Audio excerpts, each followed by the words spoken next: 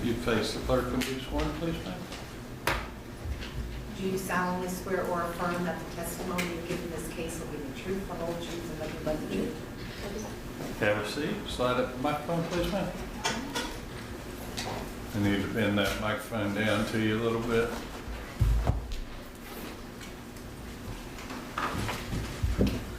Ma'am, please say your name and spell your name. Lisa Flanagan. It's Flannagagan. And how are you employed? I'm employed as an associate medical examiner in this district. How long have you been so employed? I've been here since 2005. And what about before that? Before that, I worked down in South Florida for about 10 years. I worked in Broward County, and then I worked in Palm Beach County. And were you also an associate medical examiner in those counties? I was associate medical examiner in Broward County, and then I was chief medical examiner in Palm Beach County. And what are the duties of an associate medical examiner? Well, there are certain deaths that we are required to investigate under the law. Those are homicides, accident, any death that's sudden, unexpected. It's outlined in the law which cases we have to get involved with. And as the medical examiner, we do a complete death investigation.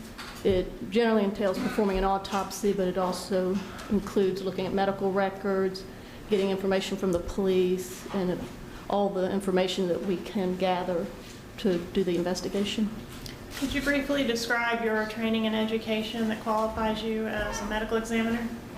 Yes, I received my undergraduate degree from Florida State, and then I attended the University of Florida College of Medicine, and I received my MD degree in 1990. After that, I completed a 5-year residency program in pathology, and that included training in anatomic and clinical pathology, and a 1-year fellowship position in forensic pathology, which is my specialty. And I've worked full-time since 1995 as a medical examiner. What is forensic pathology? Forensic pathology, well, pathology in general is a subspecialty of medicine, and it entails looking at body tissues, organs, looking at tissue under the microscope. So anytime a biopsy is taken, it's a pathologist that will look at the tissue and render a diagnosis. It also includes cytology and autopsy pathology. And forensic pathology is taking that autopsy pathology, and we perform autopsies on cases that have medical legal significance, and that's why it's outlined in the law which cases we're responsible for. All right, so the forensic part is the death investigation part. Yes.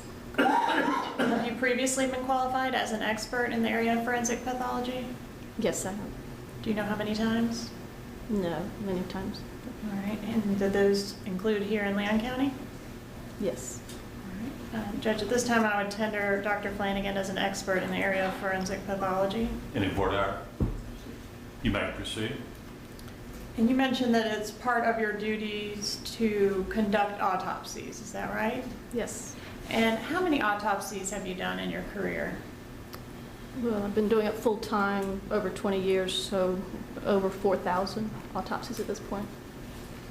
Dr. Flanagan, that microphone will move. If you need to pull the face of it to you, All right. I need to keep you a little closer to it, please. Okay. Are part of your duties when you conduct the death investigation to render an opinion regarding a cause of death? Yes, as part of the investigation, we do end up signing the death certificate, and on the death certificate, there's an area for the cause of death and for the manner of death. And what's the difference between the cause of death and the manner of death? The cause of death is the disease or injury that led to the death. It can be a natural disease process, or it can be trauma-related, or it could be burns or a gunshot wound. It's just what the person died from. The manner of death is based more on the circumstances, and it's how the death came about. So the choices that we have on the death certificate are natural, homicide, accident, suicide, or undetermined. What types of information do you use in making an opinion regarding cause of death? The cause of death generally will come down to the autopsy. It's what we see with the body, or medical records. It's the information of what the person died from. And what about manner of death? Do you include other information when formulating an opinion on manner of death? Yes, like I said, the manner of death is based more on the circumstances, so an individual can die from a gunshot wound to the head. It's mainly the investigation that will let us know if it's a self-inflicted wound, if it's accidental, or if it's a homicide. Did you conduct an autopsy of Samra Frasch? Yes, I did. When and where was that autopsy conducted? I performed the autopsy on February 23rd, 2014 at 9:30 a.m., and we performed the autopsies in the morgue at Tallahassee Memorial. Do you use photographs to document the body as you perform the autopsy? Yes, I take my own photographs, so throughout the course of the autopsy, I will take photographs of how the body is when I first see it and throughout the course of the autopsy. I'm going to approach and show you what I've marked. The state's exhibits 61 through 93. And then I'm also going to show you what I've marked as 122 through 125. Please review each of those and let me know when you're done.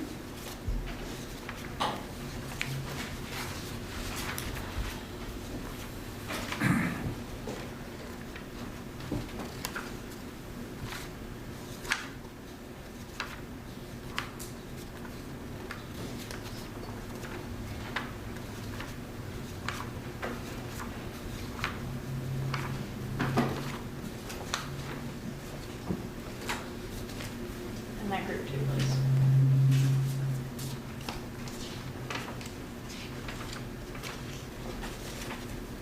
Are each of those photographs fair and accurate images of the body as you observed it when you conducted the autopsy in this case? Yes, they are, and these are copies of the photographs that I took. Judge, at this time, asked to move into evidence state's exhibits 61 through 93 and 122 through 125. No objection, but some are repetitive, Judge. I'll admit the photos 61 through 93, 122 through 125. May I publish? You may? Okay, so let's start with state's exhibit 61. This is image depicting, Judge, may we use your pointer, please? I have it here. She has it. Yeah. She grabbed it.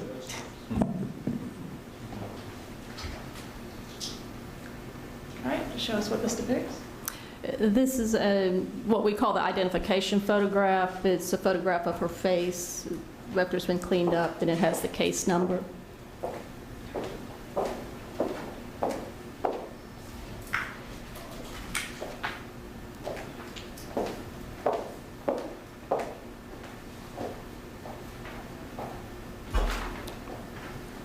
State's exhibit 62.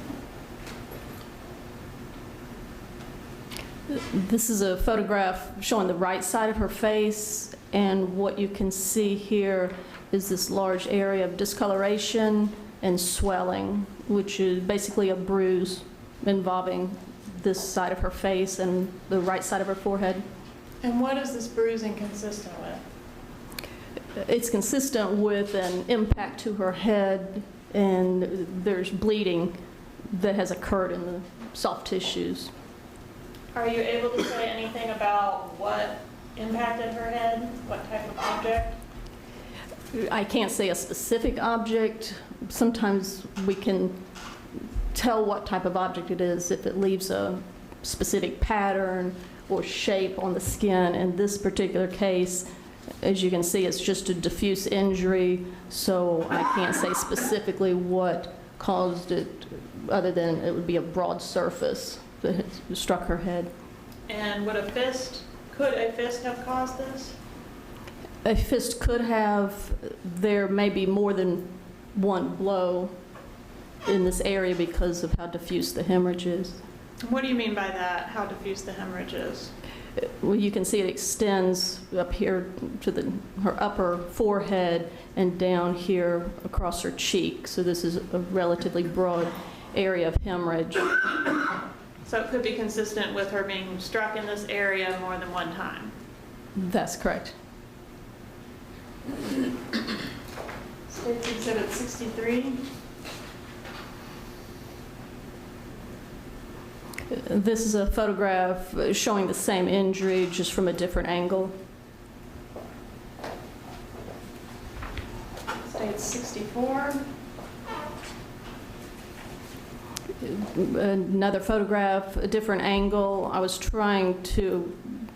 could see the significant swelling, so I was taking photographs from different angles so that it would show up in a photograph.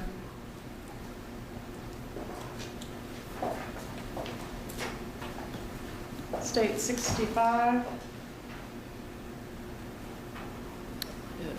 This is, again, another angle from the top of her head, and you can see her head somewhat distorted with the swelling here on the right side.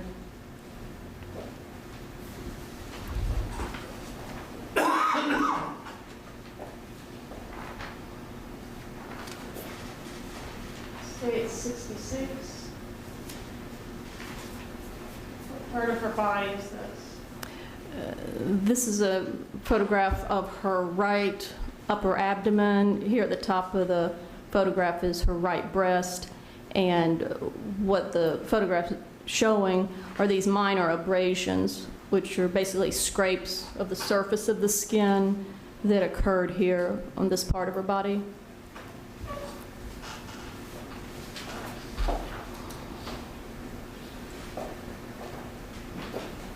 State 67. This is a photograph of her lower body. This is how I received her. Each of her hands had been placed in a Tyvek bag so that trace evidence could be collected from the hand. So that was placed at the hospital by law enforcement. What also is shown in this photograph is it's a medical device here on her leg, which is called an intraosseous catheter. So it's similar, performs a function similar to an IV line, but it's actually going into the bone.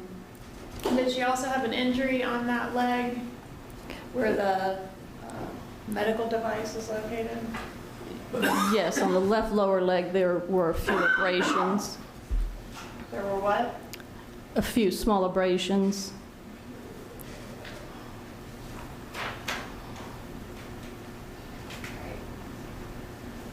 I have to pass this one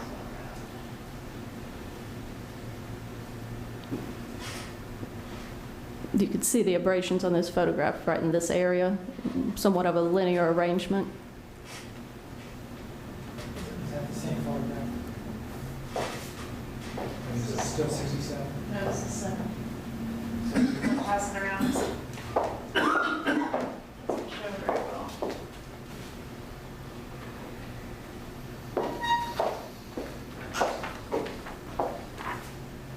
Yeah, that was state 70.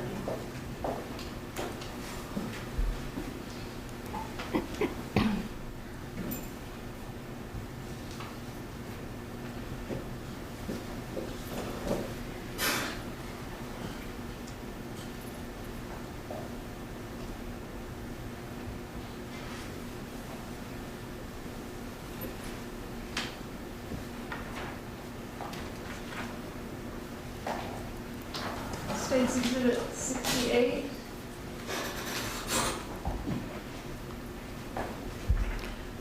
This is a photograph of her right lower abdomen near her hip, and there's again, a minor injury, but it's an abrasion of the skin.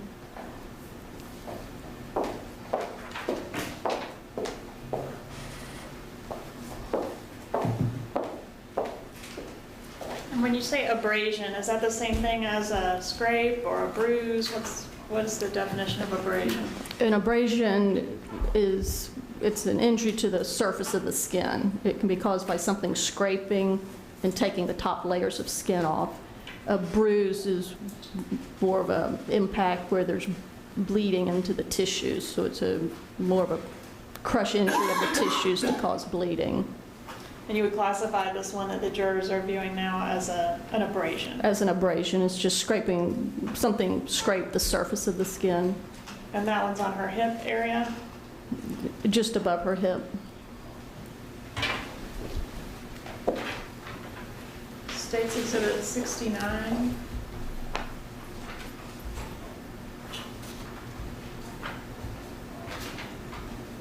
Let's see.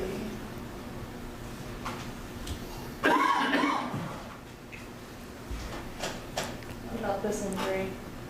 This is a photograph of her right lateral hip area, and it again is showing an area of abrasions.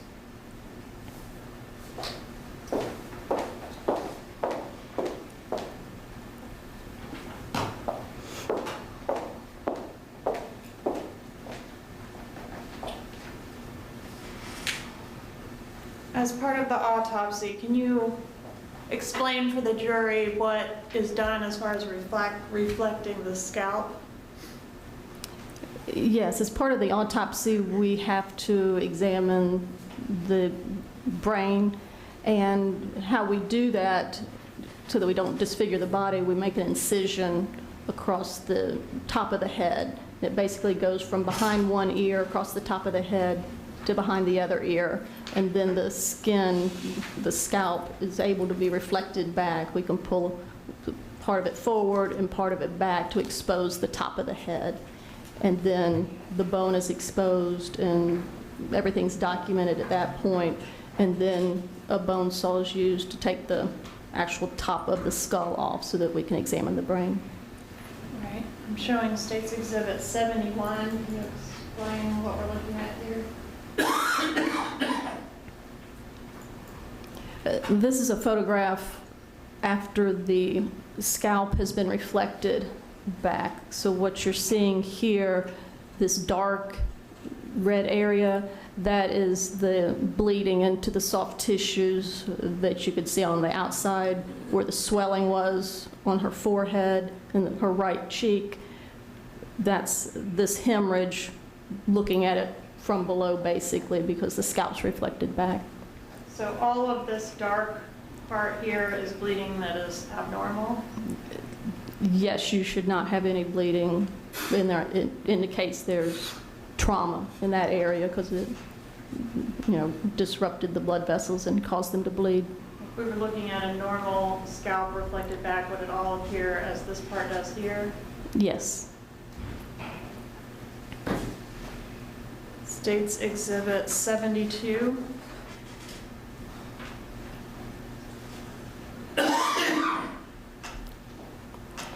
This is a photograph, again, with her scalp reflected back, but the photograph's taken from her left side. So once I reflected it back, I was able to see this area of hemorrhage that's on the opposite side of her head. That area is covered with the scalp hair, so it wasn't readily apparent on the external exam, but once I reflect the scalp back, I can see it's a similar hemorrhage on the opposite side of her head. And once you noticed that there was scalp hemorrhage on the left side as well as the right, what did you do?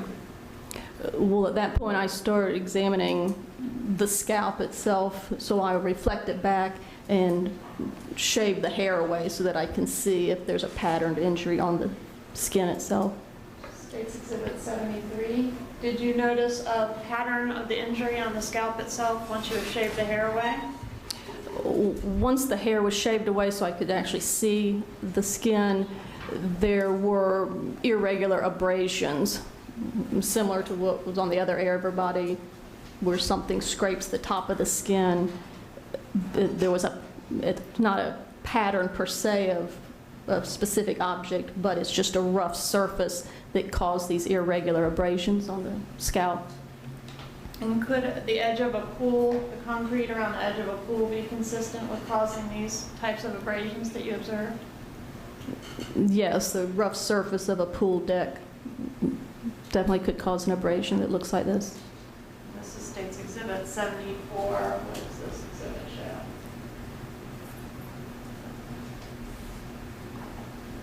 This photograph just shows us close-up of the irregular abrasions. You're talking about the pattern of redness on her scalp. Yes.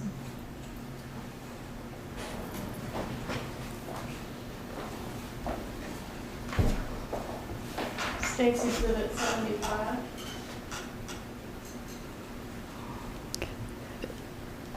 This is a photograph of the top of her head. Once the scalp's reflected back and the connective tissue that's adhered to the skull is pulled back, and then this is exposing the bone itself. Are you noting any particular injuries in this photograph? No, and what you see here, these lines are sutures where the bone fuses. Little babies, the bones are not fused together so that the head can grow, and then as we mature, those bones will fuse together. So those are the suture lines of where the bones have fused. And they appear normal in this photograph? They do at this part of her head, yes. Okay, and did you notice some abnormalities in her skull? Yes, I did. It was just an odd shape to her skull, and it was here in the back where there was this bump of the bone. It's not anything acute. It's just how the shape of her skull, what it looked like. Okay, so that wasn't due to any injury that she sustained, at least not recently? That's correct. Okay, could it have been due to some injury received in childhood or something like that, or is it just the way her skull formed? It could have been like that when she was born, or it could have been from an injury as a child. I don't know what happened. It just healed that way. Did you observe any injuries on the right side of the skull? Just the hemorrhage in the soft tissues. Okay, and this is State 76. And what about States 77? This is a photograph of the back of the head, which was where the somewhat odd-shaped skull was. So this is a photograph with her head pulled forward a little bit so I can take a photograph of the back of the head. So this is the odd shape, and then there's a suture that goes in that area, and there was slight separation of that suture. And is that due to the impact that she suffered? Yes, I think it is. Let's go back to that one. Let's talk about State 78. This is a photograph of the left side of the skull, looking at the bone here, and what you can see in this photograph is this thin fracture line. So there's actually a fracture of the skull on the left side of her head. And that's the opposite side of the head from where we saw all the swelling on the outside, correct? That's correct. Okay. Why would there not be swelling associated with this fracture? Well, the swelling wasn't apparent because you can see her face, and that was readily apparent. The injury on the left side, the scalp there was covered with hair, so it wasn't apparent. But once I reflected it back, it was also swollen as far as there's hemorrhage in the soft tissues. So again, all of this darkness is blood that should not be present. That's correct. States Exhibit 79. This is another photograph of the fracture. There's fibrous tissue here that's attached to the skull, so I'm clearing that away as I go to better expose the fracture. State 78.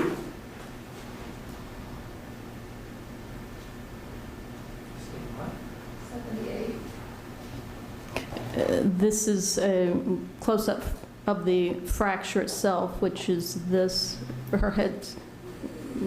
If you can change the angle of this picture or the orientation This? the other way. This way? Yes, this is how all the others have been with her lying on her back. So her face would be here at the top of the photograph. This is the fracture that has occurred. This part is another suture. You can see the shape of it. The fracture occurred here, and then it also traveled along the suture. The sutured areas are not as dense as other areas of the skull, so this fracture occurred and then it just traveled along the weak part as far as the suture.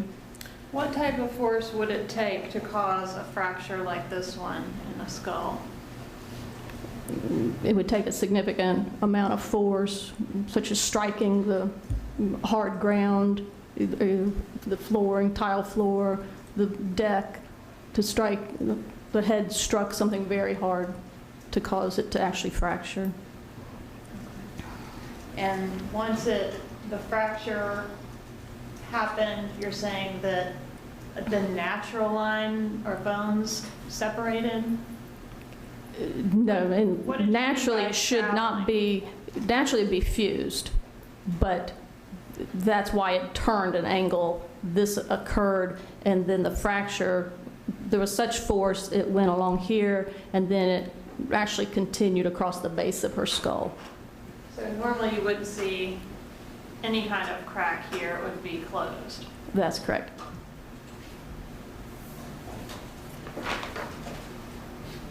And you mentioned the next step after examining the skull is to open the skull and examine the brain. Yes, Did you do that in this case? yes, I did.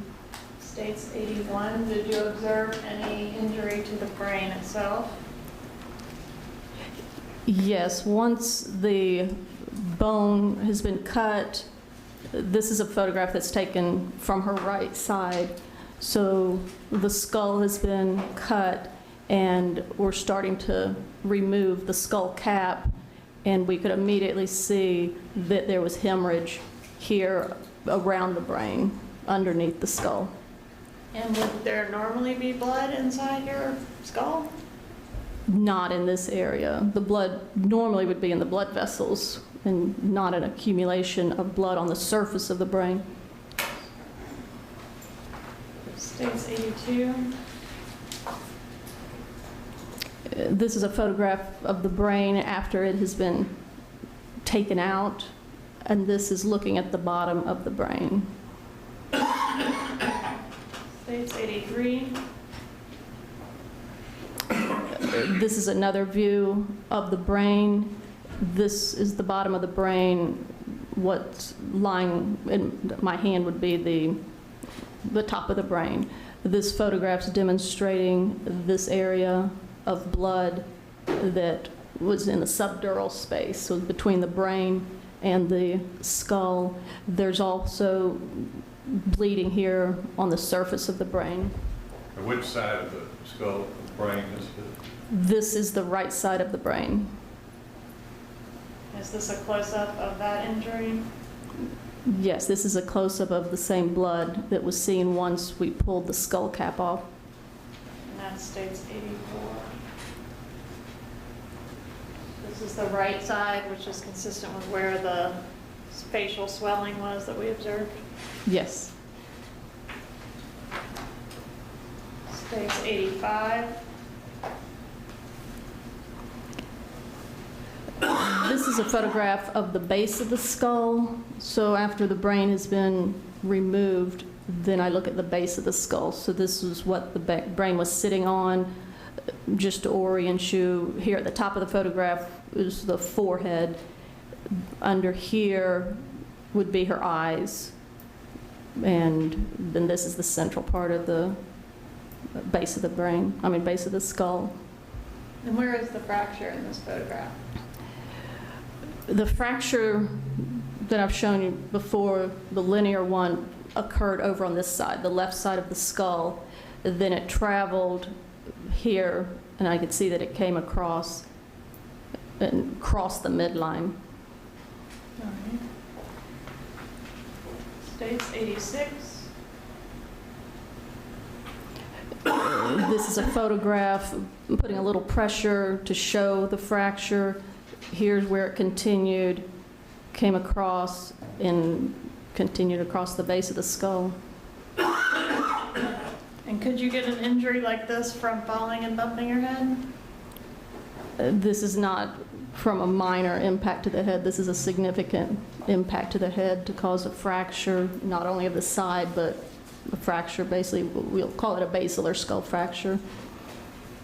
Did you find any injuries on her hands or arms to indicate that she had put out her arms to try to catch herself while she was falling? No, I did not see any injuries there. State's Exhibit 87. This is a photograph of her lung, and as part of the autopsy, all of the internal organs will be taken out and examined. And one thing we look for in cases is this, what we call froth, and her body was found in the pool, so I'm looking for changes that would indicate if she drowned or not. And this is one indication of drowning, and all of this is just frothy fluid that's coming out of her lung. So this is her right lung, and then this is the bronchus, the main bronchus, which is the main airway going to that lung, and this fluid was pouring out. State's 88. This is a photograph of the other lung, just to show the same thing, that there was frothy fluid in that lung as well. Did you perform a process to do what's called fixing the brain? Yes, I did. Could you explain that process to the jury? At the time of the autopsy, the brain, as you can see, is soft, and so in order to firm it up so that we can better examine it, we will place the brain in formalin, and then a couple weeks later, 2 to 3 weeks later, we can take it out of the formalin, and then it's firmer, and we're able to slice it and look for small injuries that we may miss if we do it at the time of the autopsy. State's Exhibit 89. This is a photograph of the base of the brain. Again, it looks different since it has fixed, so it has this color now, but this is showing the base of the brain itself. State's 90. This is a photograph showing the right side of the brain. The subdural blood that we saw before that was sitting on the surface, that will wash away. That doesn't stay there because that's actually on the surface of the brain. Right against the brain tissue, there's a thin membrane, and this is hemorrhage that's actually under there. So this is subarachnoid hemorrhage, but all of this is hemorrhage on that side of the brain, and it's soft. So this, we've talked about the injury to the skull. Does this photograph demonstrate an injury to her actual brain? Yes, now as far as the autopsy, I'm examining the brain itself, and this, I can see there is an injury here because of all of this hemorrhage. State's 91. This is a photograph of the left side of the brain, and this is what it should look like. And here is an area similar to what's on the right side where there's hemorrhage and softening. Okay, so the bleeding that we're seeing on the brain is consistent with the side where we saw the swelling on her face? Yes, this is the right side, and then this is the left side, and this would be in the area where the fracture was as well. Okay, and did you examine that area where the fracture was more closely? Yes. State's 92.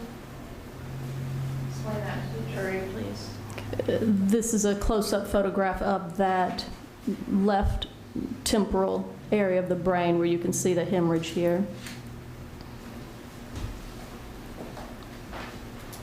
State's 93.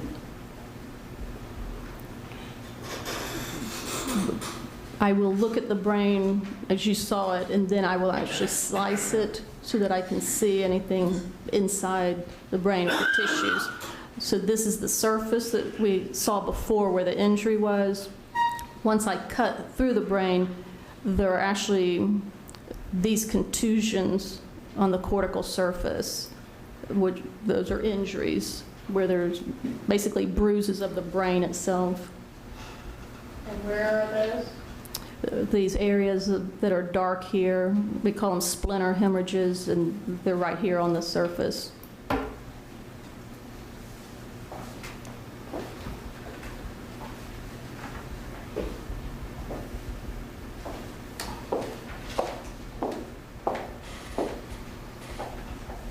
Is the sexual assault kit collected as part of the autopsy, or was it collected as part of this autopsy? Yes, it was at the time of the autopsy. Okay, and what items were collected and placed into the sexual assault kit? What we collect at the time of the autopsy, we will get swabs. So we will swab the mouth, the oral cavity, the vaginal cavity, the anal cavity. We will get pulled head hairs. We will get pubic hair, and we just collect all of that from the body. Right, and the vaginal and the anal swabs, are those collected from the exterior of those organs or the interior? External, all of that is collected before the body is opened at all. Okay. But would the vaginal swab be like the outside of the vagina or inside the vaginal canal? Inside the vaginal canal. And same thing with the anus, would it be the exterior of the anus or inside? Inside.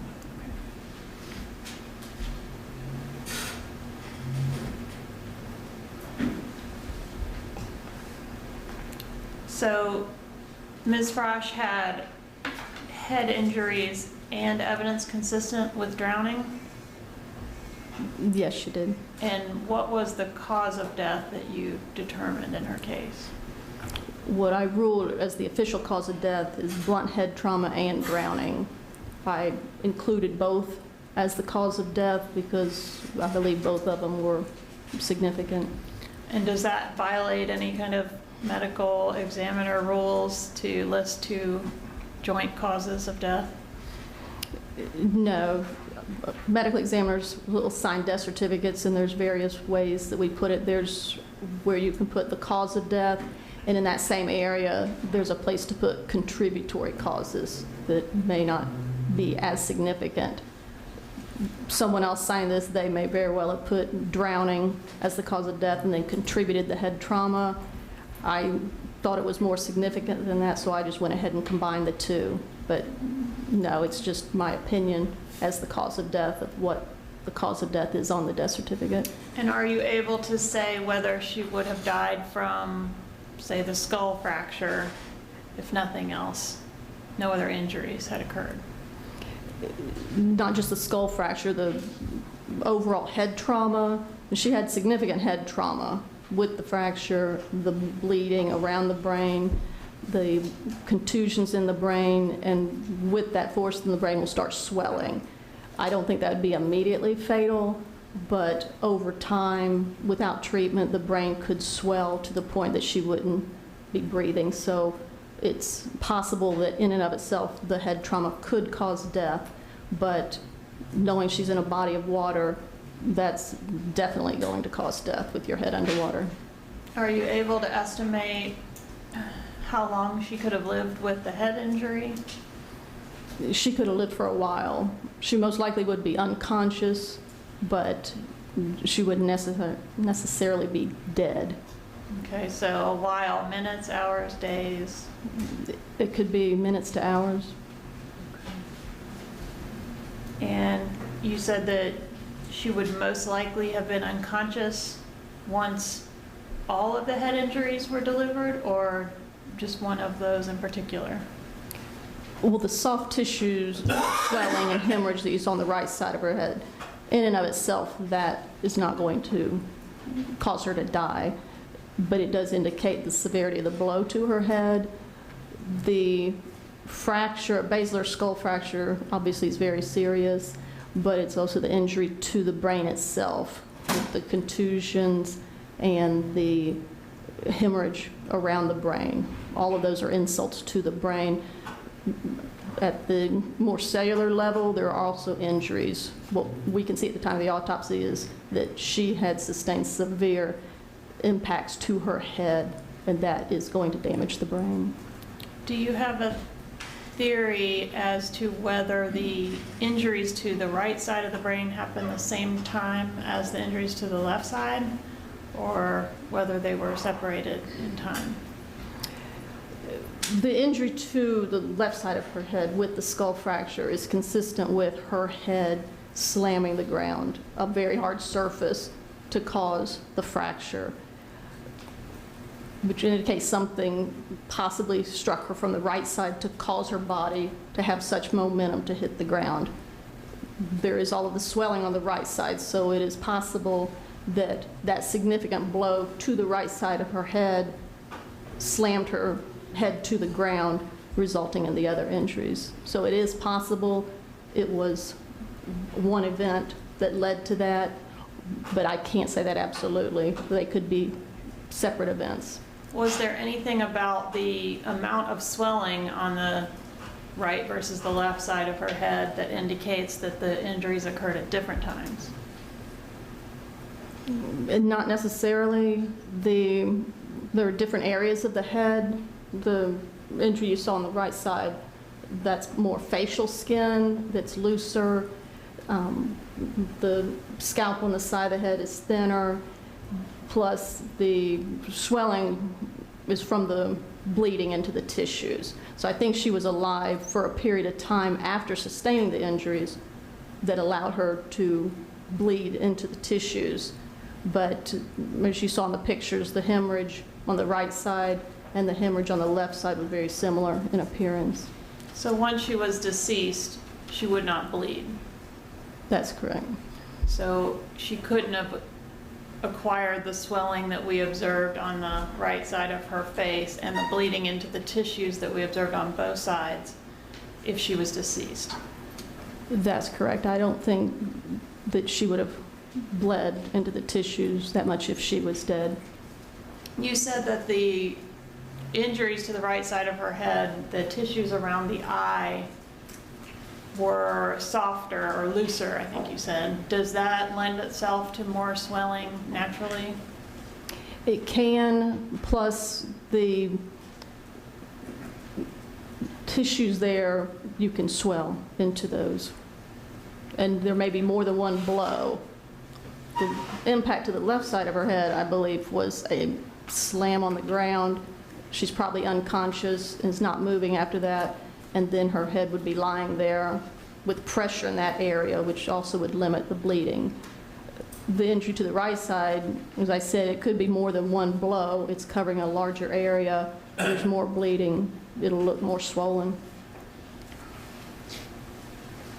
Right, and if she had, do you have an opinion as to whether she could have tripped and bumped her head and fallen into the pool?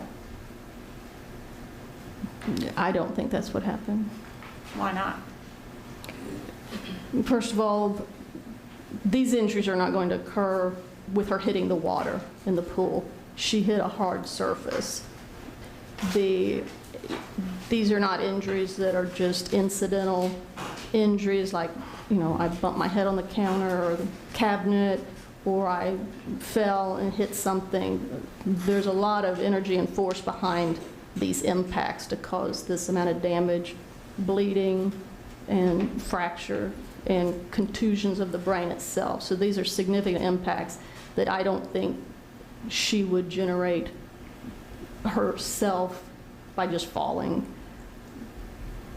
Can you imagine a scenario where she would have hit both sides of her head and then managed to get into the pool? I can't, no.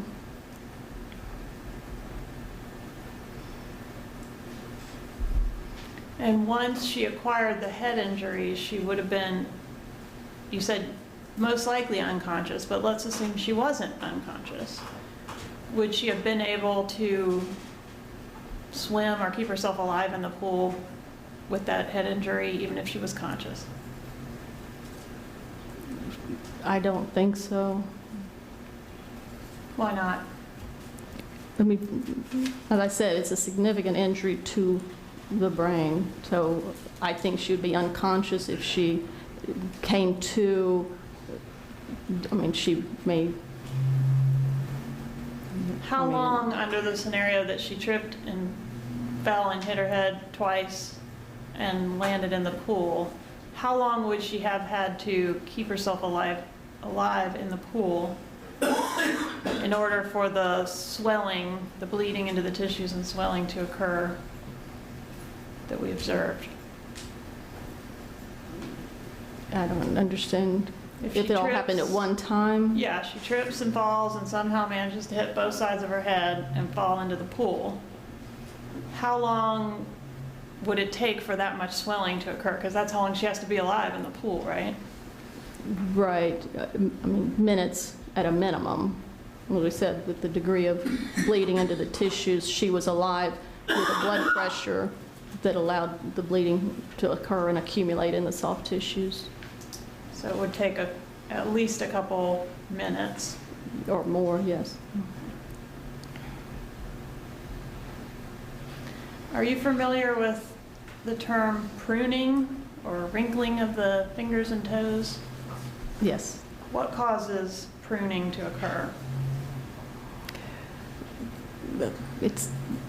There's a controversy. I mean, it's not really known. Some of the theories is that the water, the keratin layer in the top of the skin, when it gets into a wet environment, that fluid can move into the tissues. And with the connections between those cells puff up, and then that causes the pruning. That's the most common theory of what causes it. So it's when the cells that don't have fluid in take on fluid and swell up, and then because of the attachments will cause wrinkling.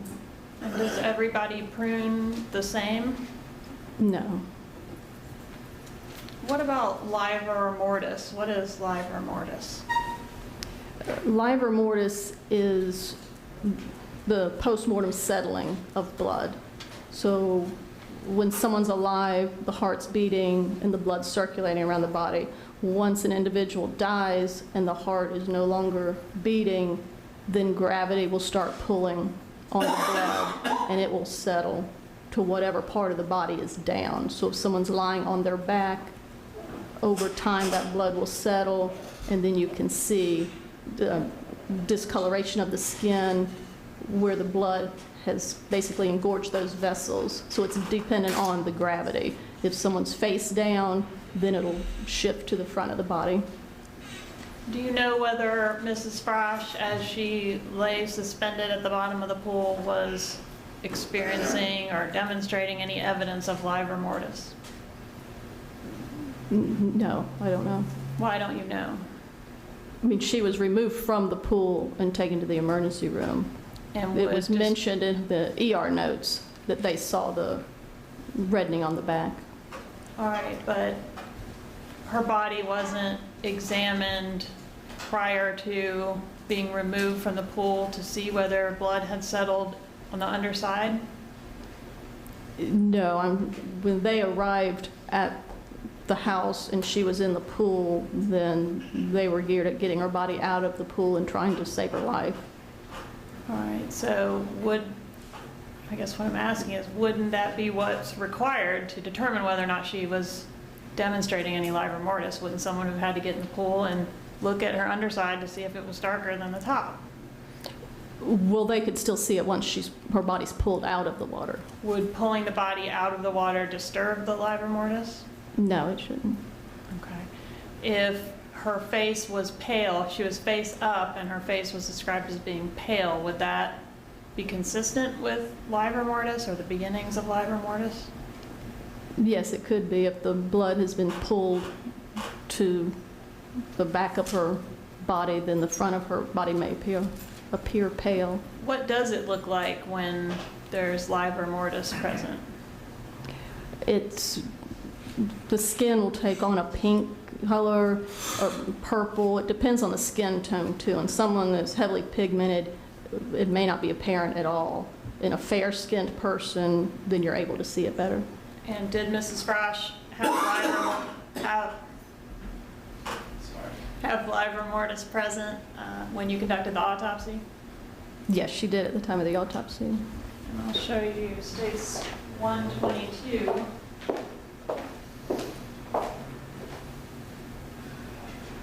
Is this the photograph in which you documented the livor mortis present on her back? Yes. Can you use the pointer to explain where that is? This is a photograph of her back, and her skin is somewhat pigmented. It's this the pink area that you can see here at the top of her back and in this part. And what happens when the body's lying flat, she had been on her back all night. I was performing the autopsy the next day.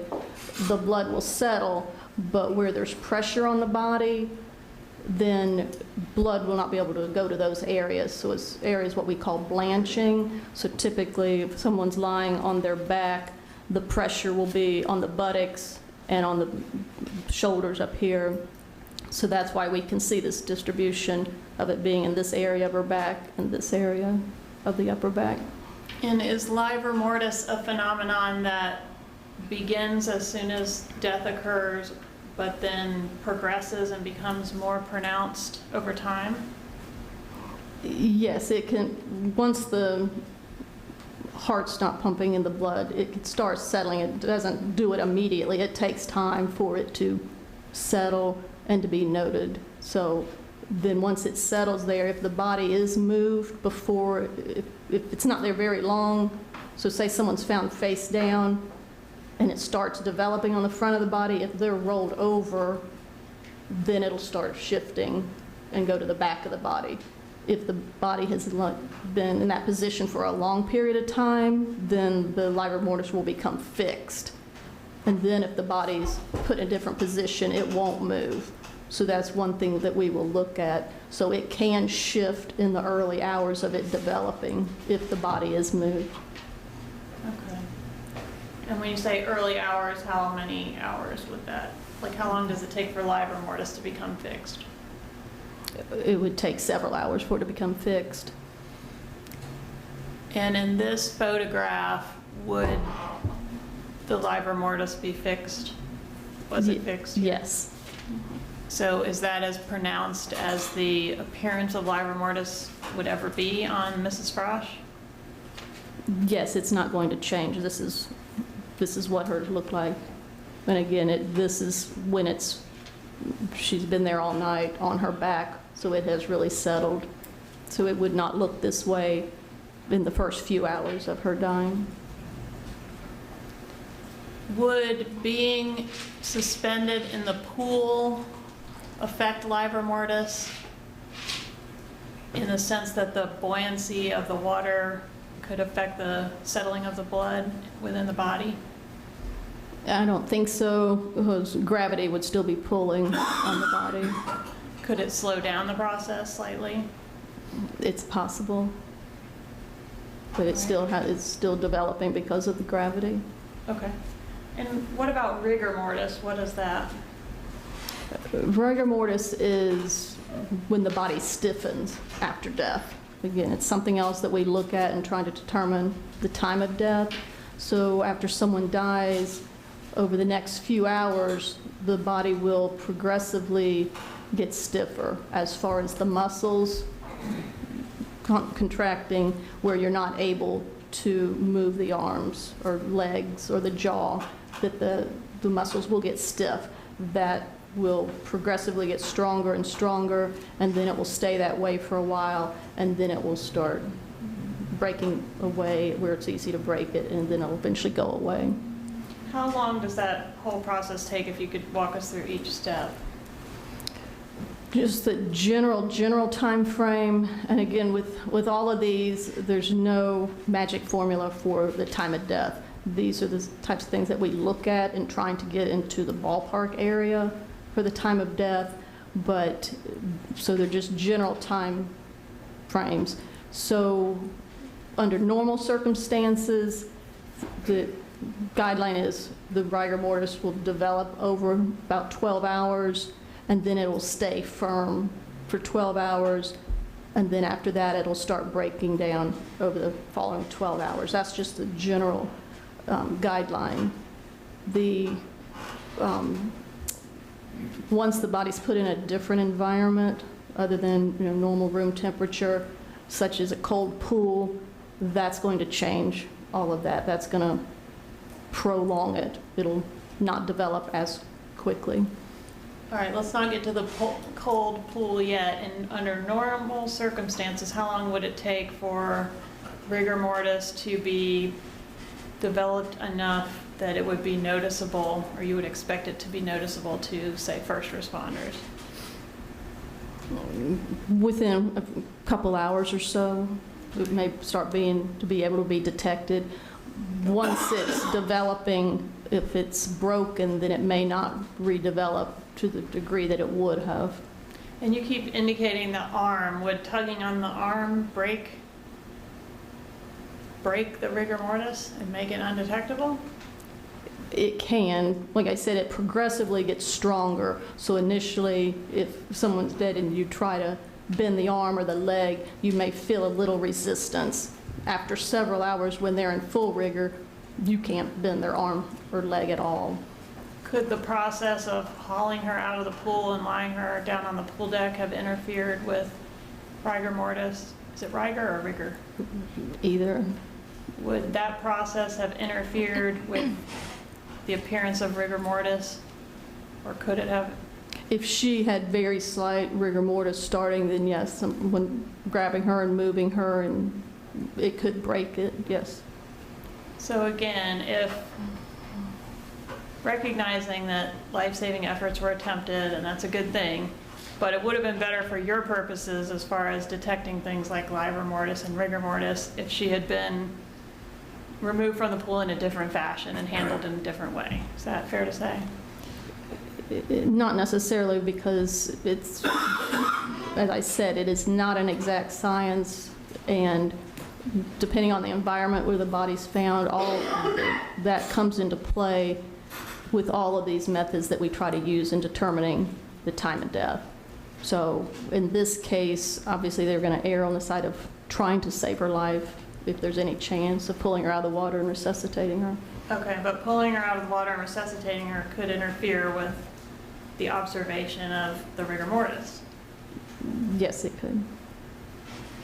What can you tell us about Mrs. Frasch's time of death?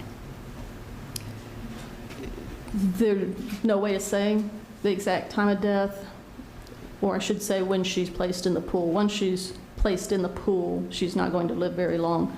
So it's basically looking back to see how long she was in the pool. And there's no way to put a specific timeline on it. Then within a few hours is basically all I can say. The rigor mortis, it could be a short period of time, it could be up to several hours. There's just no way that that's going to be specifically useful.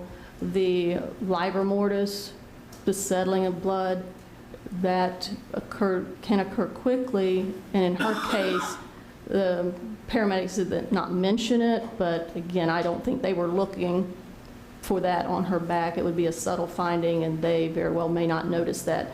They did notice it in the emergency room, which was only a little over an hour once she was pulled out of the water. So she did have some livor mortis, which errs again, could be relatively short, but also could be a few hours to several hours.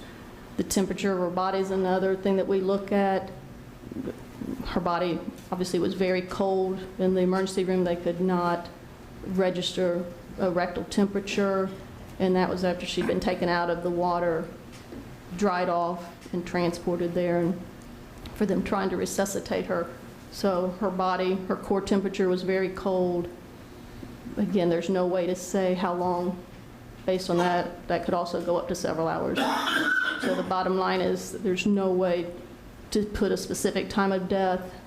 It could be, an hour or so. It could be 3, 4, 5 hours. There's just no way to say. All right, what about less than an hour, say 30 minutes? In your opinion, could she have been in the pool only 30 minutes? I don't think so. If someone has not been in the cold water for very long, then they can sometimes be resuscitated if the water's cold in drownings. The livor mortis was starting, her core temperature was low, so I think that argues against it being a short time frame. I think she was there for a while. There's just no way to put a specific time on each end. And can you explain, may have already done this, but specifically how the cold water impacted your ability to tell time of death or impacted your time frame, 1 to 5 hours?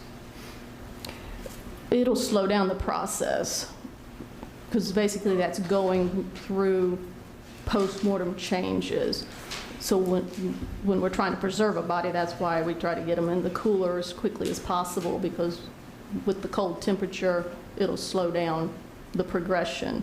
So if someone's placed in cold water, it's basically doing the same thing, preserving them.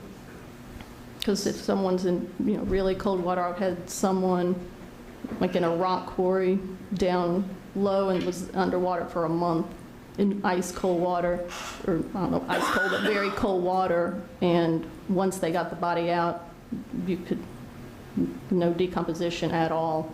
So it's just not an exact science. It depends on the body. And once a body's placed in cold water, then it kind of changes all the things that we look at.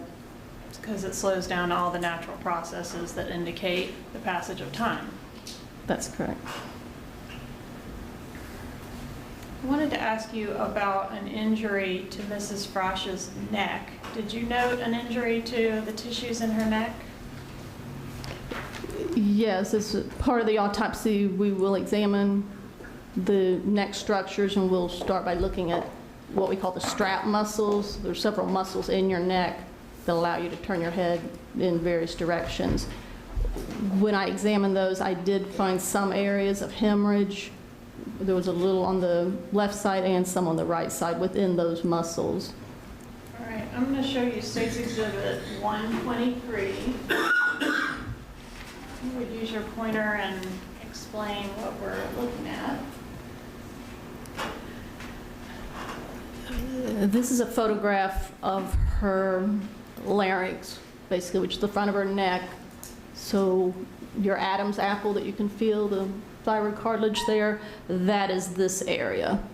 You can feel a little notch at the top of your cartilage, and that would be here. So that is her neck. These are the strap muscles. This red strip are the muscles that you have in the side of your neck that when you turn your head, you can feel them. And what does an injury of the strap muscles of the neck typically indicate?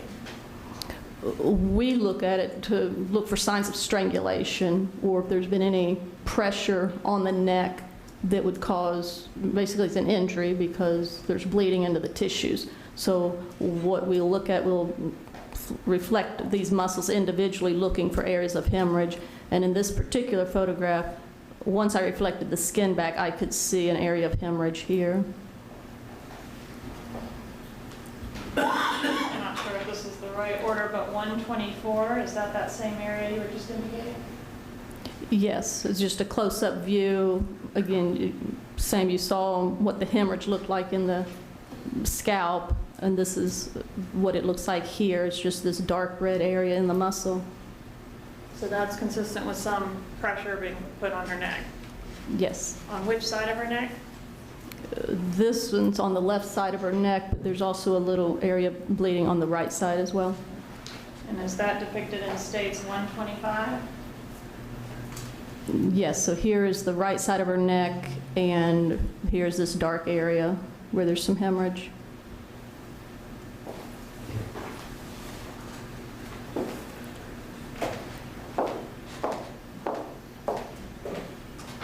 Dr. Flanagan, you talked about the cause of death in this case. What did you rule the manner of death in this case? I ruled the manner of death homicide. No further questions. Cross.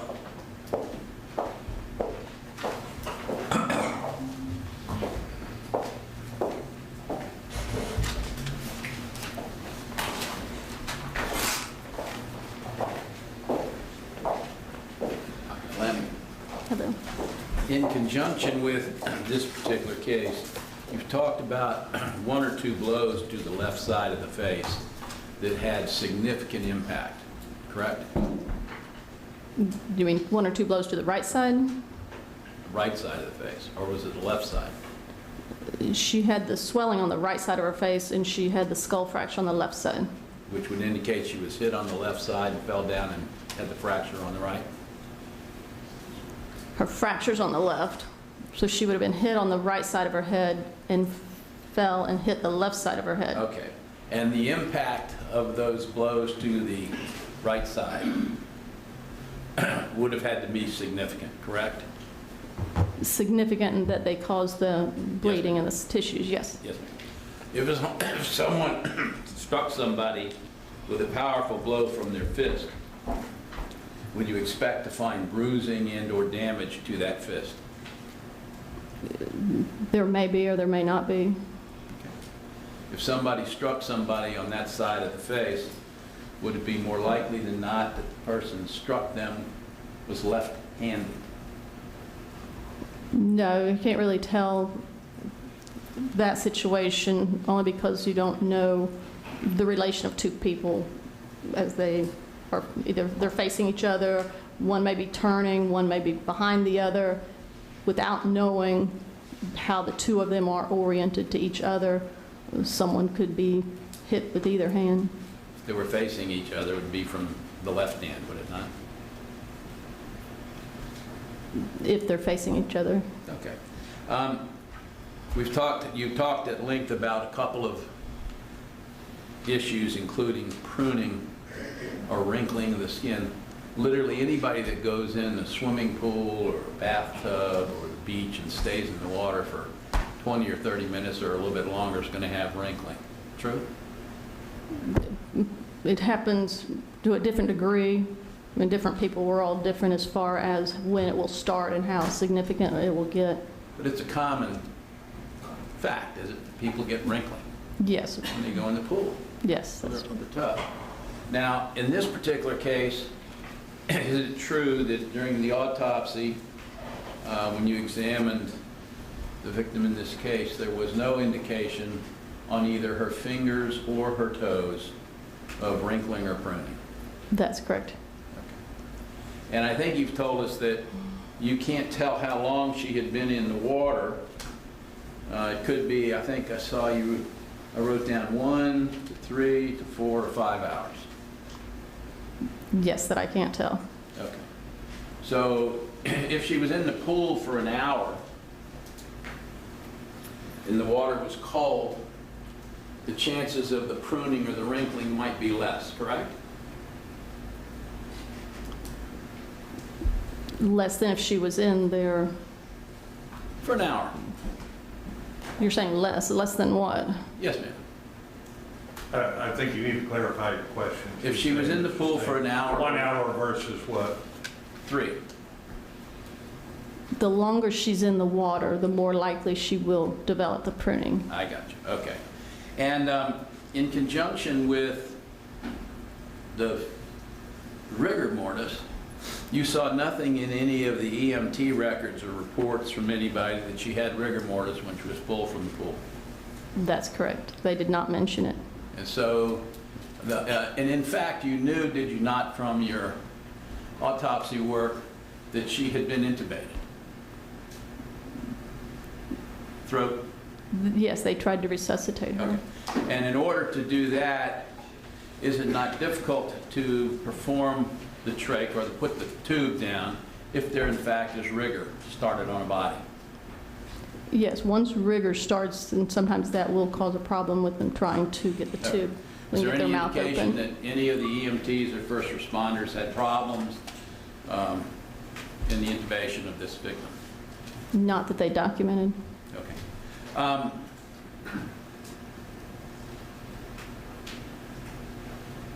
The livor mortis, or liver mortis, I call it liver, but the livor mortis, in this particular case, were you aware that the body was found in the pool sort of in a rocker position, if you think of a rocker on a rocking chair, deep end with the hands floating up and the feet up toward the shallow end?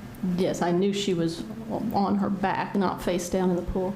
So if she had been in the pool for a significant period of time, 3 hours, 4, the liver or livor mortis would have started and there would have been significant settling of the blood into the buttocks and the back based on the position of the body in the water.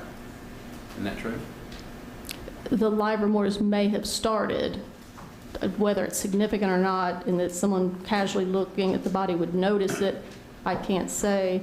Plus, if she's floating in the water, she's not, as I pointed out, lying on a flat surface where there's pressure, for example, on her buttocks or shoulders, so it's not going to be delineation between one area with it versus a blanched area.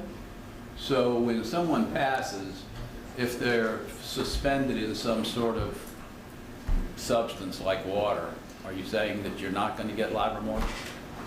No, I'm saying it will settle in all of those tissues. If someone is lying on a surface or there's pressure on the body, then there will be an area that's pale next to the area of the liver. Okay, and in this case, you didn't see any of that, is that right? I did at the time of the autopsy, By the yes. time you, 24 hours later. Right, at the time of the autopsy, I Okay. could see the liver. In conjunction with this case, you can't, with any degree of medical certainty, tell this jury that this woman was dead for 8 hours, 6 hours, 5 hours, 3 hours, or an hour when she was found. Isn't that true? That's correct. Okay, that's all I've got. Redirect.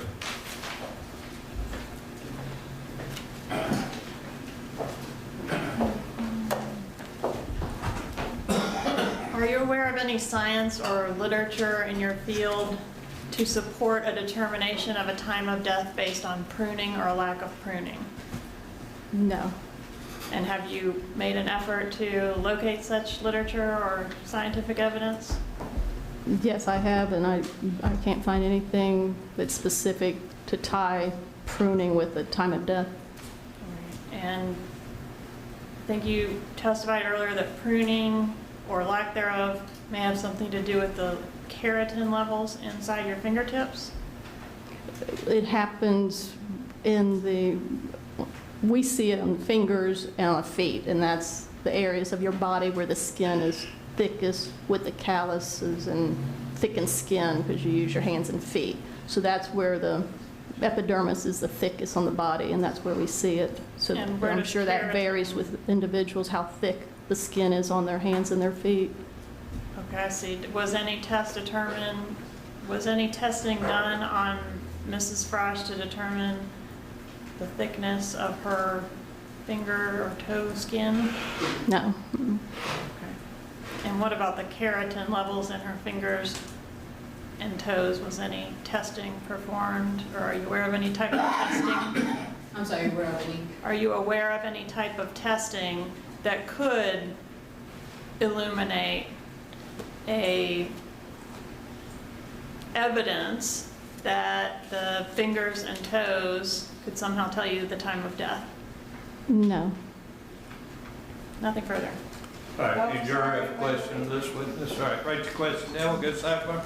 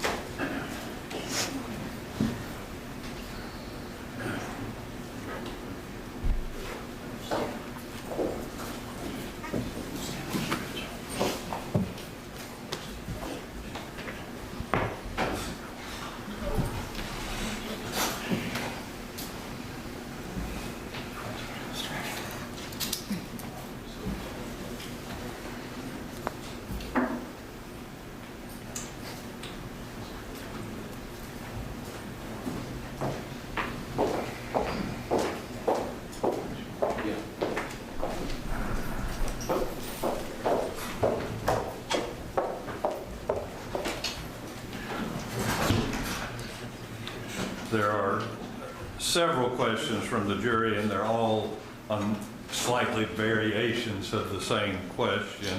So I'm going to ask in general, then I'm going to let the attorneys follow up a little bit more. But essentially, as I understand the question is whether a lack of blood circulation after death, whether that affects the pruning process that has been discussed.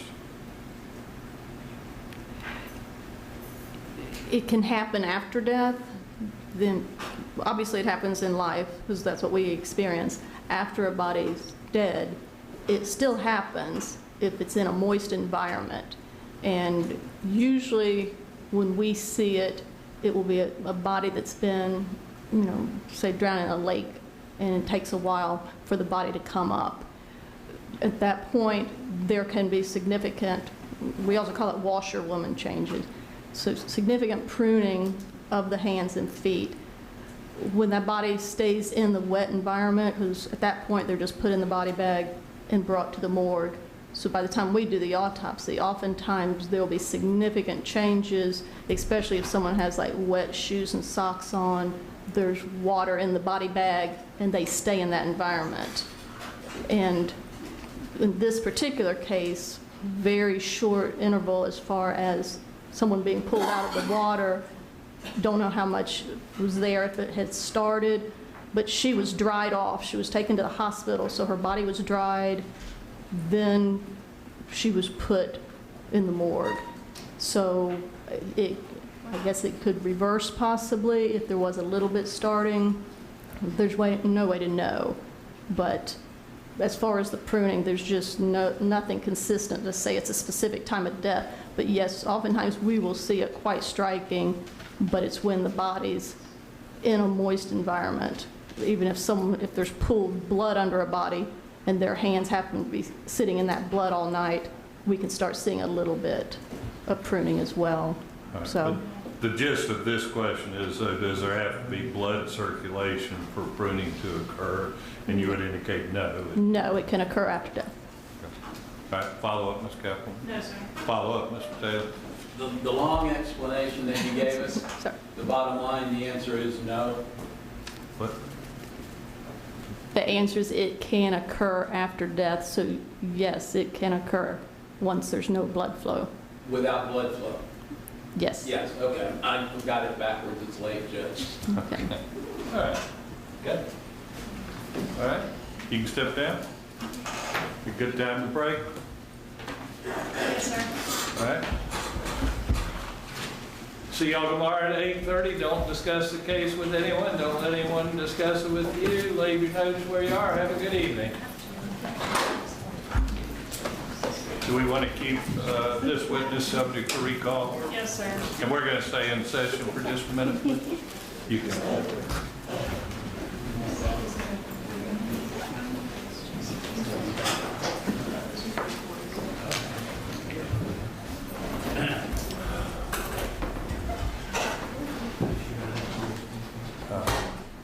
Everybody be seated. So, I understand, Ms. Kaplan, you probably wanted to get your other witness on. I just wasn't going to end the night with a crying witness, and I'm not sure exactly what her emotions are about, but I just didn't think we could close on that tonight. You can tell her that's my fault that she didn't get in this evening. All right. Yes, sir. Anyway, so you can, I don't know, work with her, see if we can do it in the morning without emotional. I mean, when she's crying before she's even been asked to say her name, I didn't think we had a good, it was, that we were likely to have a success there. So anyway, blame it on me if you wish. So how do we stand testimony-wise? I have a couple of witnesses to put on in the morning, Judge. I guessed earlier that I might close around 10 with my case, but obviously no promises there. Okay. Now, you still have a informant type person to testify? Yes, sir. Who is that? His name is Dale Folsom. Okay, he's one on your list, so I would think that might take a little longer on cross-examination than some other types of witnesses. You think, Mr. Taylor? Yes, sir. I think we've been reaching out for our people. We can get our folks here by noon. So if she finishes very early, we might suggest an early lunch. I've still got Dr. Arden flying in, but he's not getting in until tomorrow evening. So he would, if we got everybody finished, with the exception of him, it would be first thing Thursday morning, and then we'd rest. Okay, you had another expert that you... We've got that available for tomorrow. Which reminds me, I did not get the witness list and evidence list that you promised me. Okay. I'll Yep. blame it on the rest of the GO team, and I'll get it over. Okay. So, We were going to talk to a couple of them, honest to God, tonight, and so I could get it to you first thing. give me a list in the morning, please. So I'd have a little better sense for what we're doing. And the state needs to go through with the clerk and make sure we're in agreement on exhibits that have been placed in evidence. Let's not have any controversy with that. I jumped from 120 to 122, and I don't know whether I missed the 121 or that was just inadvertent. But, do you show 121? No. There shouldn't be there's no 117 through 121. Right. That's correct. In evidence. I don't have a 121 on the list either, but is there anticipated to be a 121? There's anticipated to be a 121, yes. Which would be what? Golf clubs.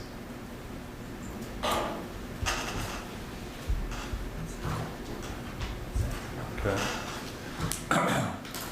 I'm sure y'all have spent a lot of time with the jury instructions, but I don't know whether anybody has any new things they wish to say on the jury instructions. No, sir. No, Your Honor.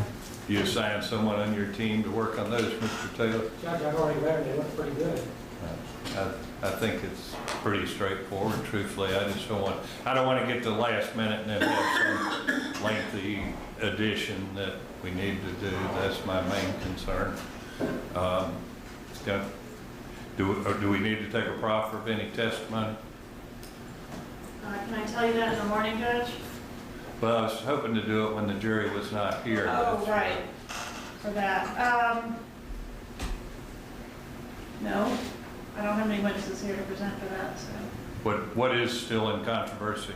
The evidence that we were discussing, proffering this afternoon, has to do with a prior incident that occurred on February 7th, 2014, in which the defendant is alleged to have run the victim off the road. And that was witnessed by Mr. Wilson, our witness from earlier today.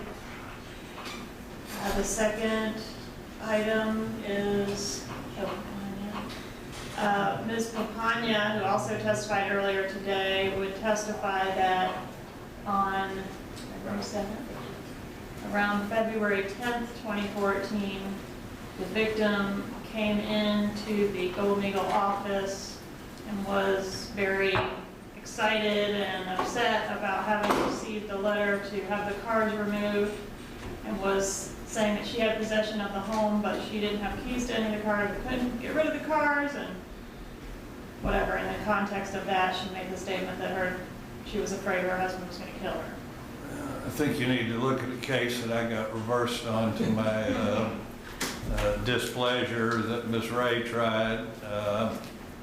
Sounds very similar to what we had in that case where first DCA did not agree with my admission of the rental company records. I forget what the defendant's name was. Ultimately, he was convicted anyway, but sounds very similar to that situation. Can you tell me a little more? I can't. Say what? Can you tell me a little more? I can't Well, there's so remember. few that I was reversed on. You should be able to narrow it down on that basis. It would have been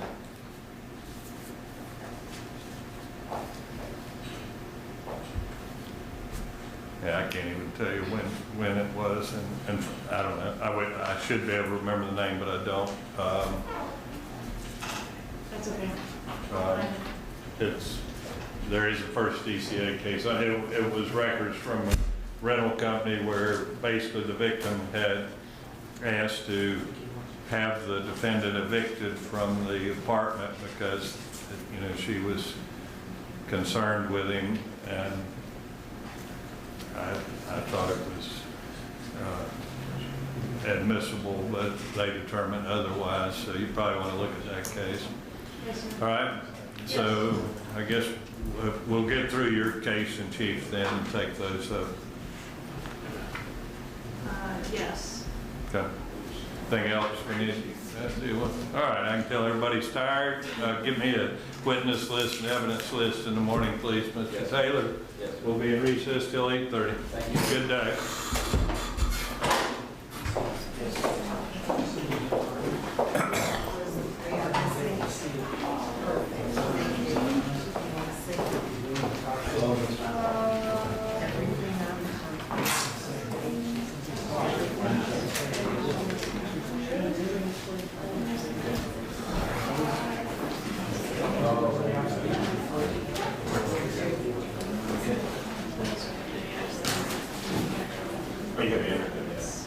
Are you going to enter?